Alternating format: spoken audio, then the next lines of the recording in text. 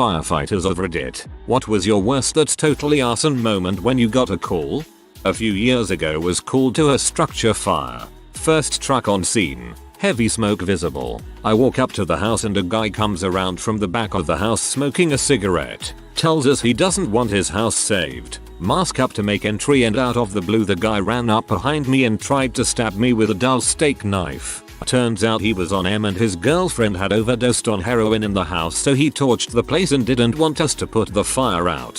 Thank God for my thick butt bunker coat. Didn't feel a thing and didn't penetrate the coat. Duh. Skinny M had got form tackled by my entire truck company. Was one of my more interesting calls for sure.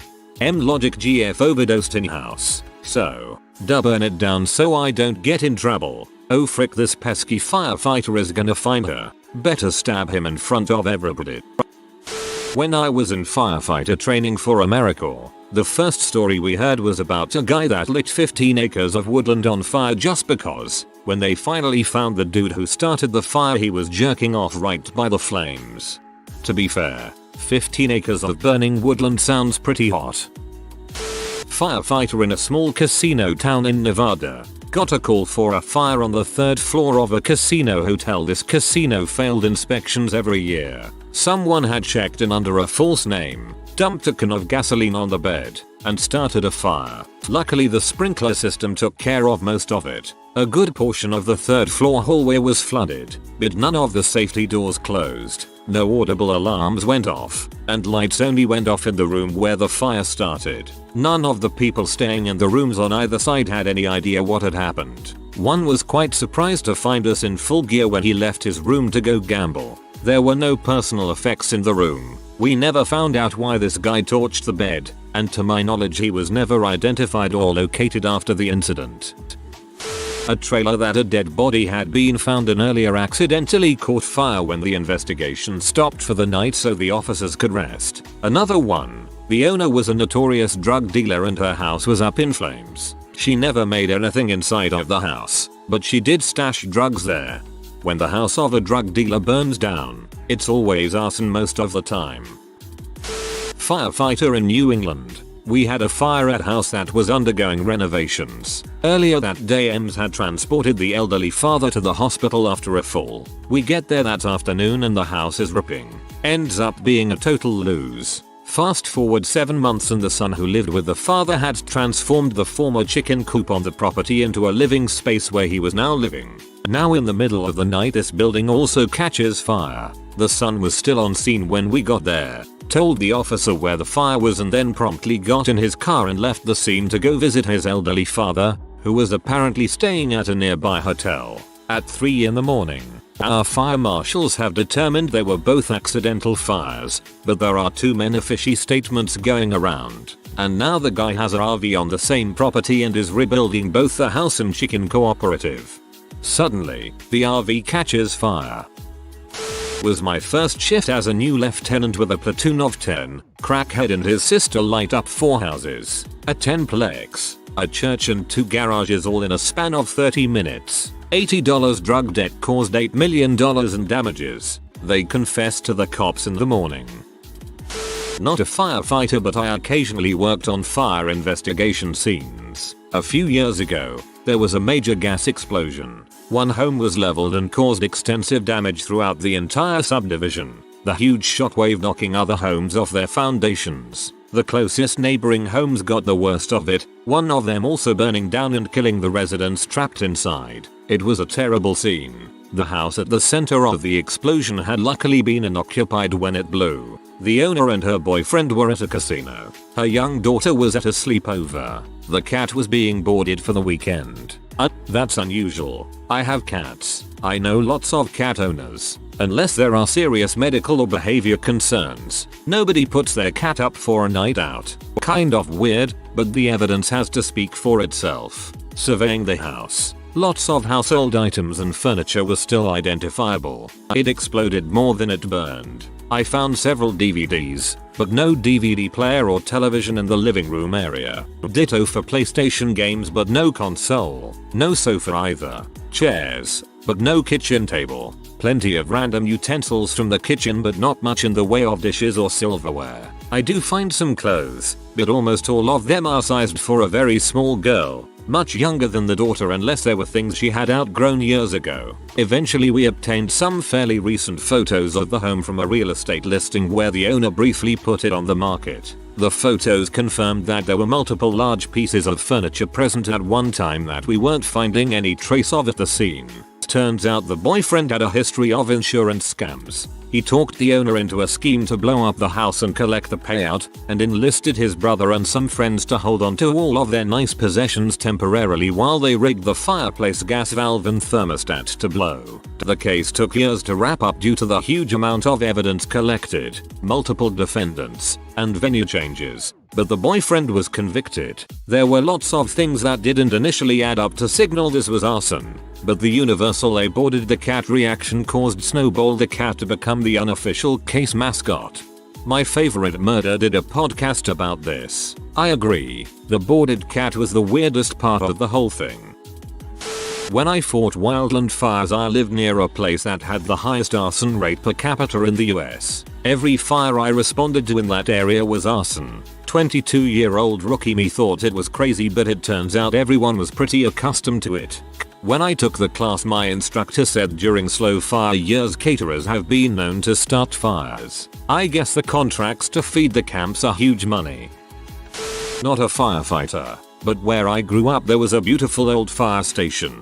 Sometime during the Victorian era they had converted an old stone church into a fire station, and so it was a protected historic building. The thing is that when it was converted horse-drawn fire trucks were all that was available, and the area just had a couple of villages, so that was good enough. The fire brigade couldn't put a full-size truck in the building, and for some reason couldn't sell the land and build another station somewhere else. Oh, and the area had been swallowed up by London, so was way too big an area for one half-sized truck. Mysteriously one day whilst the truck was on a call out the building caught fire. They couldn't spare any trucks from neighboring areas in time and the local truck couldn't get back. By time the fire was put out the single-story stone building was declared a complete loss and would have to be torn down. It was ruled an accidental fire. Somehow the firefighters had accidentally filled the building with enough flammable material that it was able to damage thick solid stone walls, and that material accidentally caught fire at the worst possible time as the sprinkler system was accidentally out of order that day.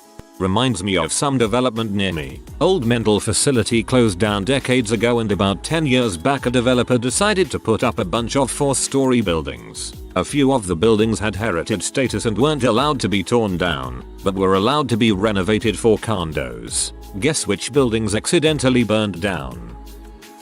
I'm not a firefighter, but the story fits, so here goes. My friend's childhood house burned down when he was 15. He had just gotten in from watching grandma's boy at his sister's house and came home to his mom's shithouse drunk at the kitchen counter with a bottle of wine. His dad was on the hammock out back, passed out after he snuck away from the crazy drunk to smoke a joint in peace. He's not even in the house a minute and can tell there's something wrong. He said the wall was glowing, like somehow the flames from the fireplace had gotten into the wall and spread, and the house was smokier than it should have been. He gets more into the house and asks his mom why it's so smoky and if she saw the wall, and she pours herself another drink while sitting at the counter like he wasn't there. He freaks out because well frick, the house is on fire. His mom's shithouse drunk, and he's 15, so he runs out to try and wake his dad up. He gets him up and they run into the house to try and figure crap out, but it's filling with smoke and you can tell it's about to be a nightmare. His dad tells him to stay outside and brings the mom out there before going in for the dogs before the fire fully took over.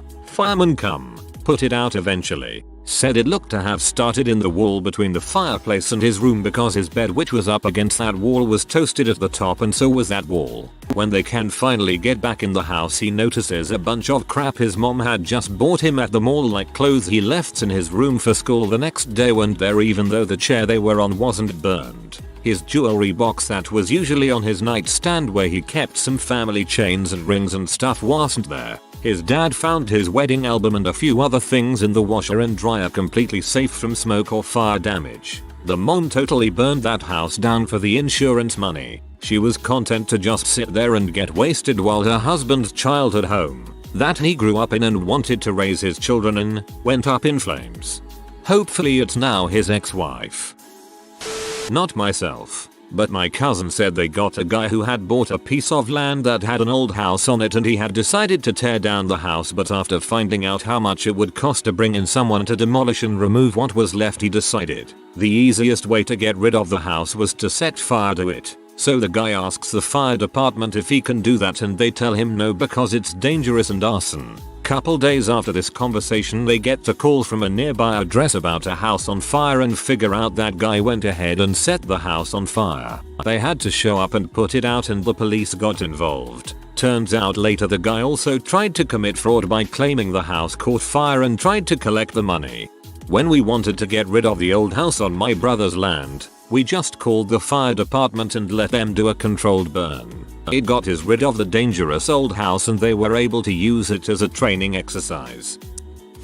I'm not a firefighter, but in middle school my family became victims of a serial arsonist in my hometown. I wake up one night to my mom yelling for us to get out of the house. Our really odd neighbors, recluses who did everything at night, were grilling at 3 in the morning and saw that our trash cans were engulfed in flames. Investigators show up the next day. Garage is toast. Fire starter material in what's left of the cans. F-150 nearly blew up. The whole package. Come to find out, a ton of fires have been happening in the same manner as ours. Full trash cans up against the garage in the middle of the night. There were no leads, so not much you can do. Fast forward 2 weeks and my family is still in a hotel because repairs are underway. We get a call one morning saying they caught the guy. Apparently he had a knack for cross-dressing because he was in a woman's dress hiding in a bush a block away from a freshly started fire. Only reason they got him was because they beefed up bike cop patrols throughout the night. No motive, just had a fetish for flame, I guess. He still lives around the corner from me. Came back after he did time. Pretty wild. Showed up to a single wide trailer fire that had been abandoned for years but was a frequent home to squatters. I was on initial attack on the hose with a new kid behind me. We advanced on the trailer with the intention to drown it when I noticed a plume of green flame. A number of things can cause green flame, but in this case all it did was highlight the 6 propane tanks fully engulfed in flame not 5 yards away from us. We had no idea how long they were engulfed. And even though they don't blow up as easy as they do in movies, they will explode, after venting for too long. Needless to say, we backed the heck out of there and continued to drown it, from a safe distance. Luckily there was no explosion, but after it was all said and done we discovered that the trailer was being used as a M lab. However, we didn't realize that it was arson until the 4th or 5th M lab burned down. Turns out there was a vigilante sussing out where all the M labs were and torching them. I'm conflicted. On one hand I don't miss a single M lab, but on the other these fires exposed my department to a concerning amount of toxins and carcinogens beyond the norm. My chief got a terrible rash from one that took a week to heal. No one knows who the vigilante is. There was a police officer arrested for arson and after that the arsons have stopped for a couple years now. However, there were a couple firefighters that would always beat the rest to the scene even though their station was further away than ours, and they got real cagey when we brought that up. Makes one wonder.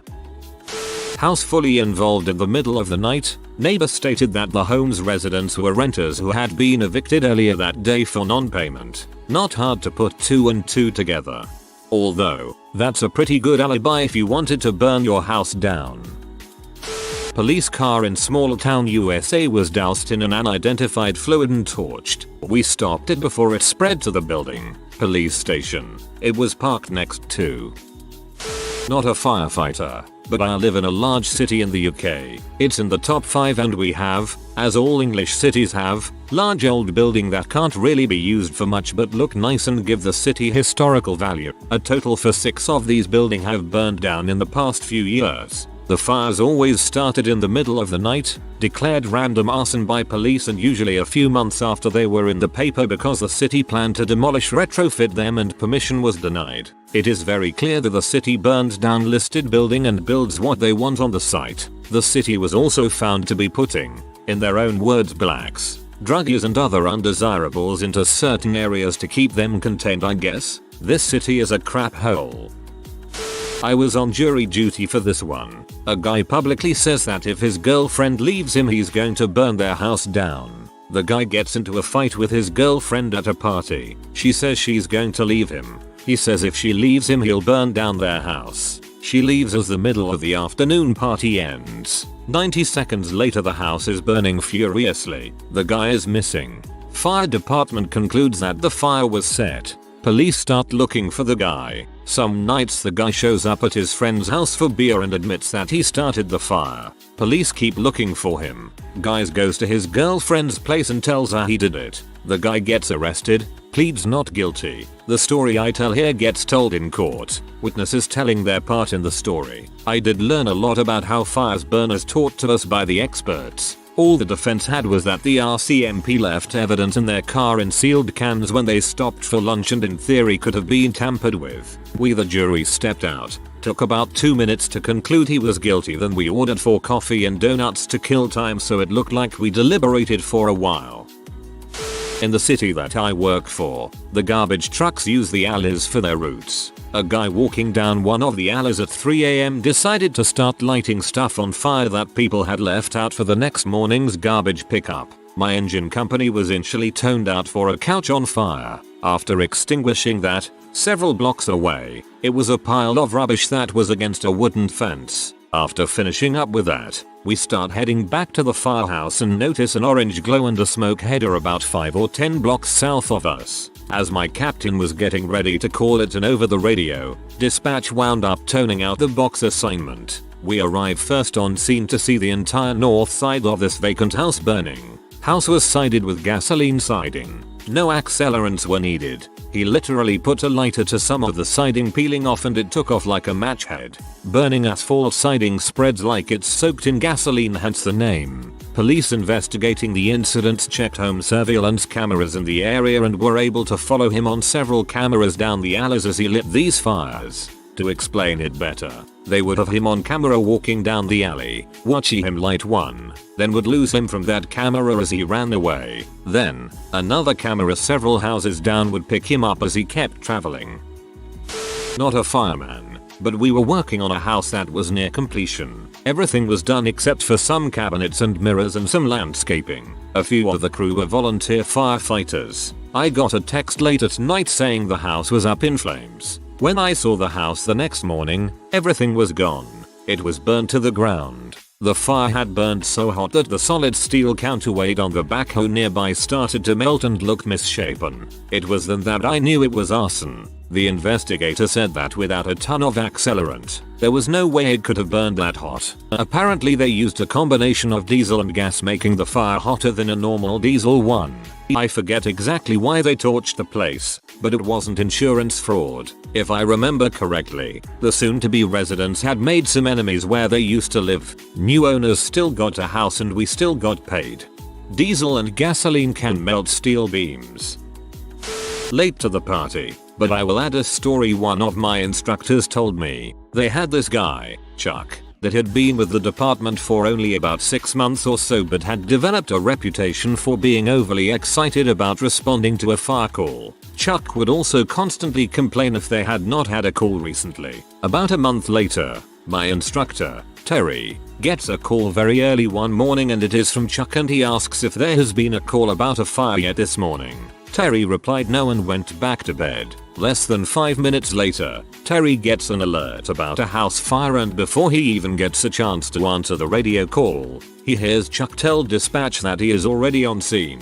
Once the fire was out, Terry pulled Chuck aside to ask him about the fire and Chuck said that he was driving around and saw the smoke. Well, something did not sit right with Terry, and he alerted the arson investigator. A week later, same thing happens, except it was a business that was on fire. Chuck called Terry, asked if there was a report of a fire. Terry said no and as soon as he got off the phone he got dressed and was heading out the door when he got the alert and again Chuck responded immediately that he was on scene.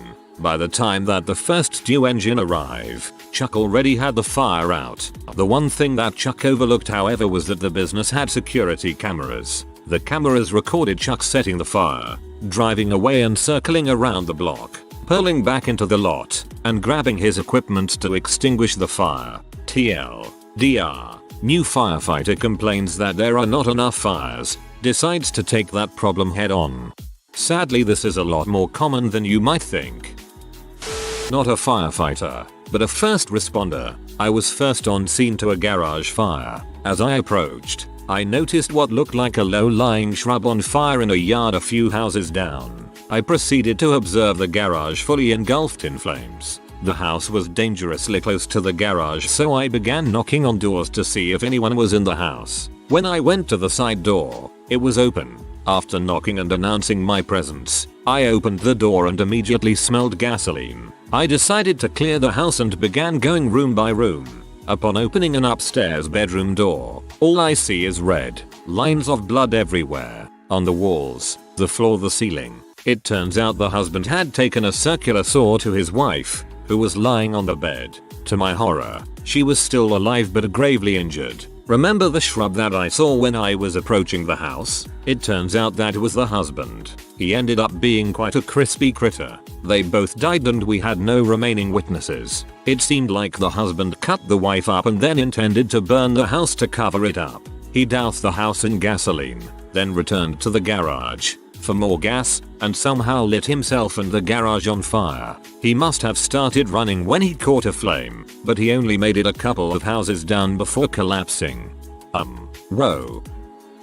Long story short, but here's the good parts. I responded to a house filled with smoke. We arrived and found a large irregular burn pattern on the carpet in the living room with an odd small pile of stuff in the middle of it. Owners were outside crying. Cops were there. Lots going on. House was filled with thick but lingering smoke. No detectors going off. Quick check and found no fire, so we evacuated the smoke. Figured all the batteries were dead and it was a very close call. That's what my report said. Come to find out, this 14-year-old girl who lived there had attempted to murder her family. She had gotten up in the middle of the night and taken the batteries out of all the smoke detectors and then poured lighter fluid on the floor in the living room and lit that sucker off. She put a few personal items on the floor to help the fire go and then left, locking the front door behind her. She waited outside and after a half hour when nothing was happening, she found herself locked out. She went over to the neighbors and asked for the spare key her family left with them for emergencies. The neighbor walked her back to her house,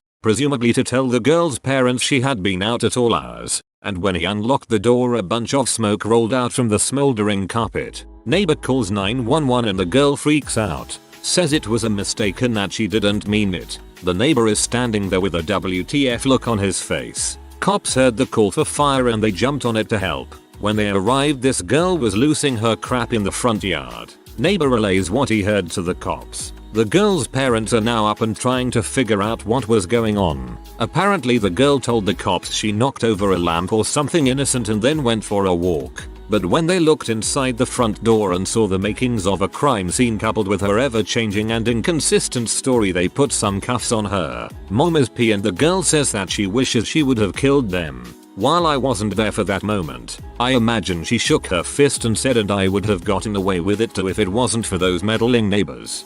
Dang, there are some seriously messed up people in this world.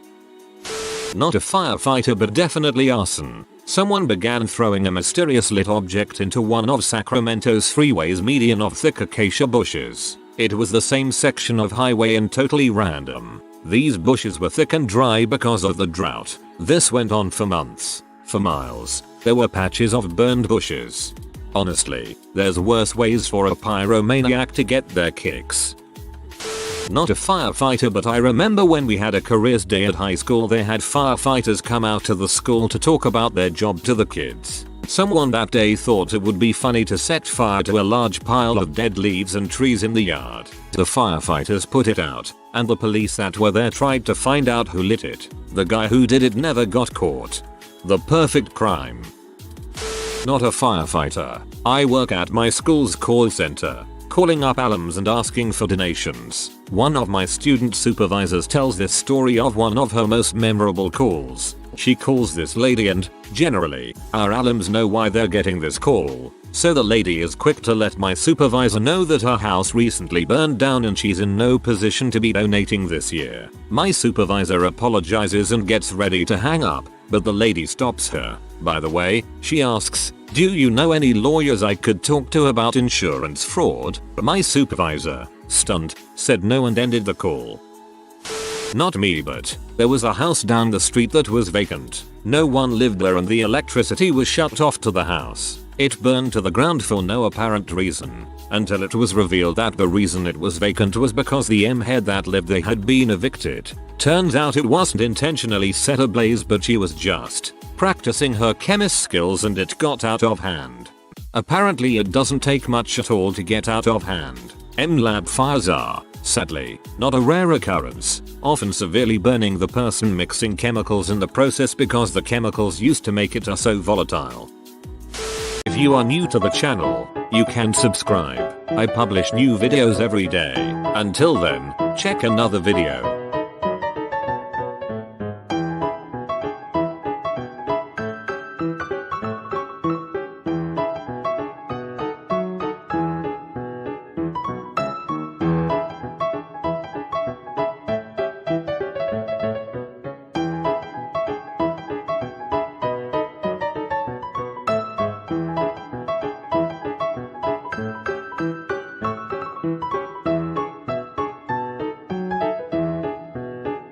Bye for now.